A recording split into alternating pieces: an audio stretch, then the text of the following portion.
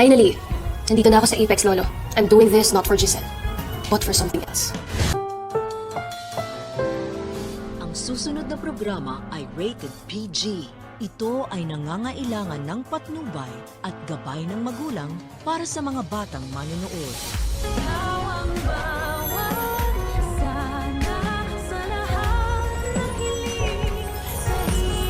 Please welcome our new VP for Finance, Mr. Eric Refuerzo. May isang malaking announcement itong si Giselle sa lahat ng mga taga-Apex kaya naman magpapatawag siya ng isang meeting. Ipapakilala niya na kasi sa lahat ang bagong Vice President for Finance at ito may si Eric na tatay ni Justin. Talaga nga naman para makasama niya lamang si Justin ay pinagkatiwalaan niya agad. Itong si Eric na naaamoy ko na parang merong masamang balak dahil talagang pinuntriyan niya pa ang posisyon na may kinalaman sa pera. Hindi kaya isang scammer itong si Eric?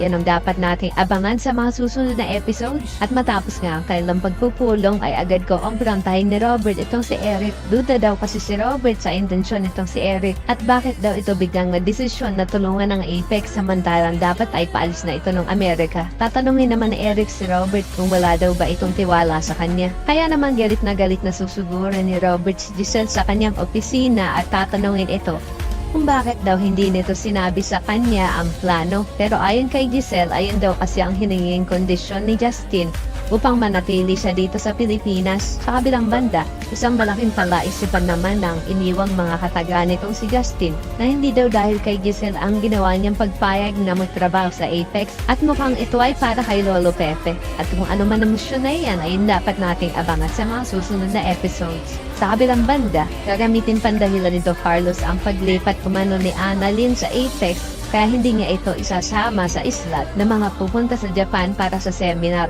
Kaya naman maglalabsang sa ng loob itong si Annalyn kay Harry na napaka-unfair naman daw yata ni Don Carlos sa kanya. Kaya naman kung isa ka rin sa mga umaasang sana tama ang naging desisyon ni Giselle na gawing Vice President for Finance itong si Eric ay pakilike ang video na ito and don't forget to subscribe. Thanks for watching and see you next time. Bye-bye!